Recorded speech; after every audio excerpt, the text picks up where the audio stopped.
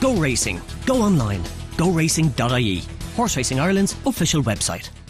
Hello and welcome to this weekend's Horse Racing Ireland racing preview. My name is Sarah Barton and I'm joined by my colleague Martin Murphy.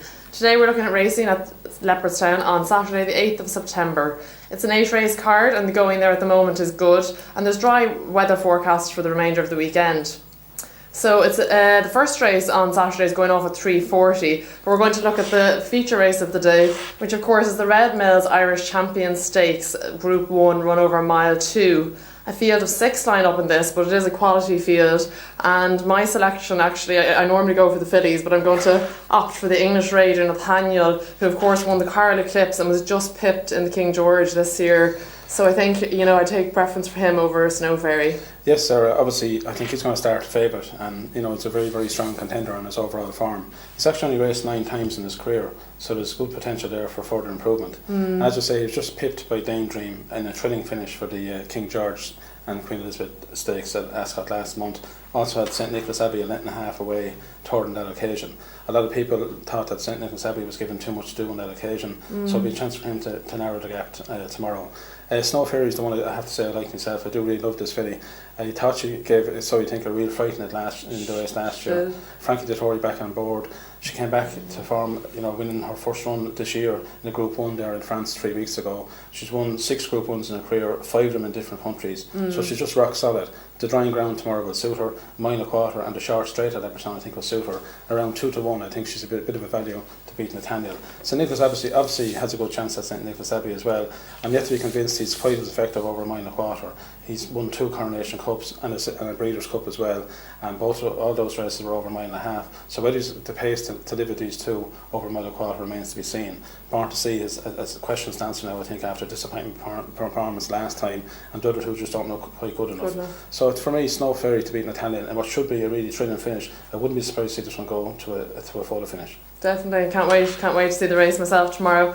So we'll move on then to the third race on the day, which is off at 4:40. It's the Coolmore Versace Pegasus Matron Stakes. This is a Group 1 run over a mile.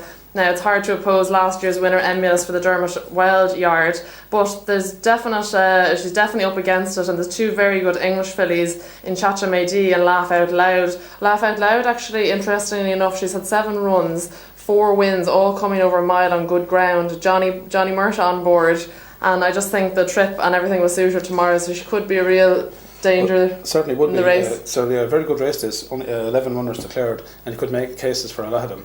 Emulous, deserves to be favoured on last year's performance. She was a very impressive winner on that occasion, and she also won mile at Takura early on in the year when she beat another of tomorrow's rivals, Almanza, in quite good style. The only blip on her record was a disappointing effort at Royal Ascot last time out. For no obvious reason, she just didn't perform on that occasion and finished 6th behind Chacha Mehdi. As you say, the other English raider, Laugh Out Loud, has some very good form as well, and you'd have to respect her with Johnny Murta on board. Interesting runners also Maybe from Dale O'Brien Yard. Didn't seem to get home over in the Oaks trip. Now that she's back to a mile on good ground tomorrow, she could reproduce her good 2-year-old form, and that would give her every chance. But I think I'm going to go with Chacha Mehdi each way. She's rock solid at this type of level. She's yet to win a Group 1 race, but she's always been placed in thereabouts. She will love the fast ground tomorrow. I think 5 or 6 to 1 each way. She's my bet. Good value. I think she's good value. This could be her Group 1. Hopefully so. So moving on to the next race following the Matron Stakes, and that's off at 5:10. It's the KPMG Enterprise Stakes Group 3, and this is run over a mile 2. There's a small field of 6 going to post in this, and my option, I think maybe Martin's as well, would be for Speaking of Which from the Dermot Wild Yard. He's only had 3 runs, but has won 2 of those, including the Group 3 Gallinule Stakes. Yes, he was certainly very impressive on that occasion, Sarah. I think that was the first time this year we really got good fast ground at the Curragh, and on that occasion he won by 9 lengths from a decent field. Now, just remember back to that race, it was run at a very strong pace throughout. I think he was slightly flattered to win by 9 lengths. He was kind of supposed to run the Irish Derby, but then was withdrawn because of the soft ground. Now, I think he's a very good colt, and he probably should win tomorrow, but I would not take a very sharp price about him. There's 1 or 2 in the race with a chance. Native Khan has been slightly disappointing for John Ox this year so far, but I think the step back up to 10 furlongs on good ground will put in a better performance tomorrow, and I could see him putting up a fairly good run. Also, a horse called 10th Star, who hasn't done a whole lot for Aidan O'Brien this year, but he really hates the soft ground. On good ground, I think he could run a decent race at a decent price. I suppose, for the winner, obviously, Speaking of Which, but as I say, I wouldn't take, too short a price about him.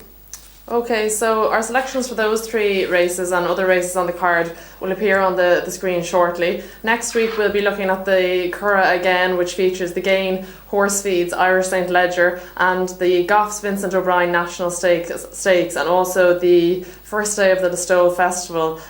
So enjoy the racing and thanks for watching.